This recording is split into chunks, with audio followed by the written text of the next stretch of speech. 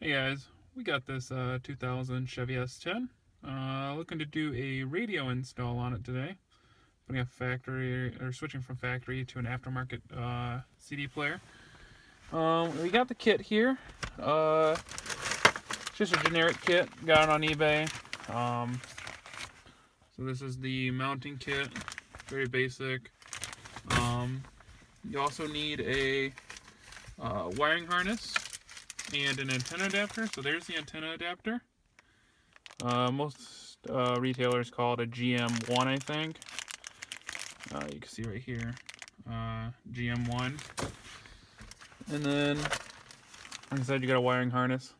Got the GM adapter on one side and all the colors for mounting it or wiring it up to your aftermarket CD player. So I got all those. First thing we're going to want to do is take the dash apart. First thing I want to do is go ahead and, let's see here. You want to remove this screw under, or this bolt under here. So with our 7mm, that's what I found did the best. We're just going to go and put it on there and undo it. After you get it broke loose, it comes pretty easily with your finger. Just use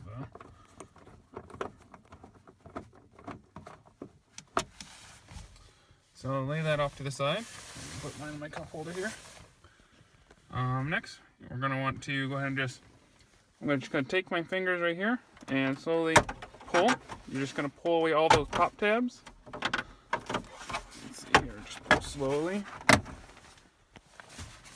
And just keep working your way all the way around. I think we're going to have to drop it into gear here. So take the keys and put it into the ignition.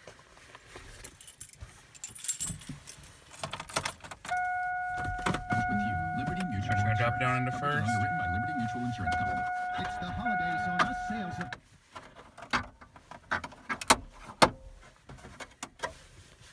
Let's see here.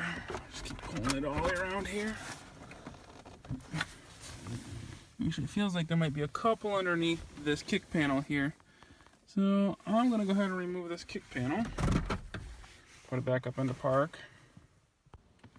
There's a couple of 7mm under here, just like on top.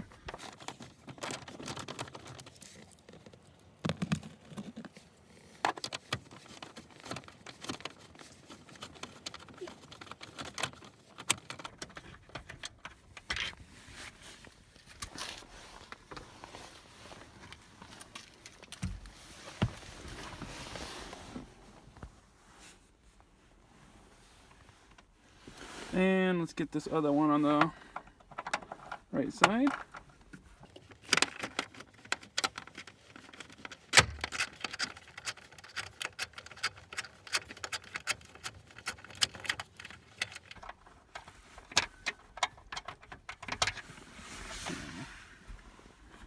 Knock that out. See if this wiggles any more out of there. No, let's go and try to pull this away here. Yep, sure enough, there are two more. Sure enough, there's two more. So what I'm going to do is I'm just going to pull this down and remove each one of those without taking off this kick panel. Let me see if there's one over here too. Yep, sure enough, there's the other one. So I'm going to go ahead and do that off camera. And I'll get back after, looks like there's 7mm as well. So I went ahead and removed both of those screws.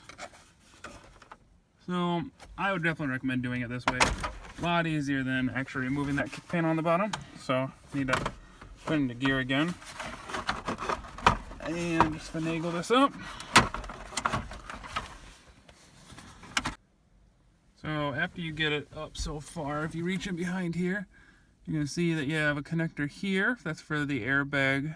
And then you also have a connector here for the lights, and you might have one right here if you have four-wheel drive as well. I do not have four-wheel drive, so I do not have it. So I'm going to undo those harnesses, and then we should be able to remove this piece. So those harnesses are gone. Actually, there's 2 on this side for me. And like I said, you might have 4-wheel drive. I'm just gonna go ahead and take that and lay it off to the side. Next thing we got are these 2 screws, more 7mm right here. I'm gonna put it back into park and turn the key on.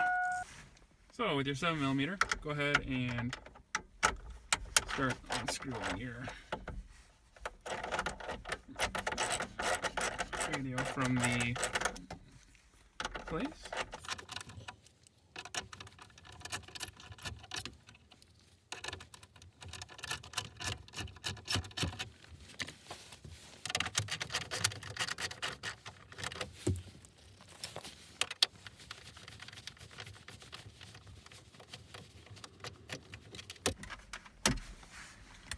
Alright, now with those 2 screws out, you would just pull your radio on out. On the back, you should see the wiring harness going into it and your antenna. So I'm just going to go ahead and remove those 2. So with a little bit of muscle there, we're going ahead and remove those 2. And now we're about ready to solder, or if you have butt connectors or electrical tape, whatever way you want to, we can go and connect those wires from the radio harness to the wiring harness that is applied as well. So this is the radio that I'm installing into that truck. It's a little bit older, but just something to get me by. This is the wiring harness. I did solder all the connections and then I taped them. I'm going to go ahead and run tape along the wires as well, so that way they all hold together. Just wanted to show you that. Just match color for color. This is the dash plate and then the cage. I've bent over all the tabs that needed to be bent over, so that way it's held securely in place. And I also installed the antenna adapter right here. So next we're just going to go ahead and go inside the truck and put the dash plate in and connect the wiring harness and feed it through, and the antenna adapter. So like I mentioned, I installed the faceplate. There's the antenna, factory antenna. I plugged the wiring harness in. There's the radio part. This is the factory female. I'm going to go ahead and put the radio in now and slide it into place. So with the connector connected and the antenna adapter all in there, have the radio just slid in the cage just a little bit. We're just going to turn the key on, make sure it works. There we go. Perfect. So, sounds like all speakers are working. I'm just going to trust that it is. So, I'm just going to slide this in here. Make sure that wire harness is okay. I think we have to mess with it a little bit to get it to go in. So, we'll do that real quick. So, I did end up taking it back out. I forgot about one thing and I already started tearing it apart, but there's this plastic support holder for the factory radio. You have to bust it out, otherwise most of the time the radio hits on it. So I already started busting mine out. I just use a pair of adjustable pliers and it breaks pretty easy. So I'm going to continue to break it out and then put the pieces back together. Alright, that's looking a little better back there. Everything's broke out. So we're just going to slide this baby back in. So we're just going to slide it the rest of the way in. Listen for that click. There it was. It clicked into the cage. I'm just going to go ahead and reassemble the rest of the dash. I'm going to make sure it works real quick again. Yep, turned on. Looks good. Turn to source. Here, volume. I'm going to say that's good. I'm going to go ahead and put the dash back together in reverse, and should be done.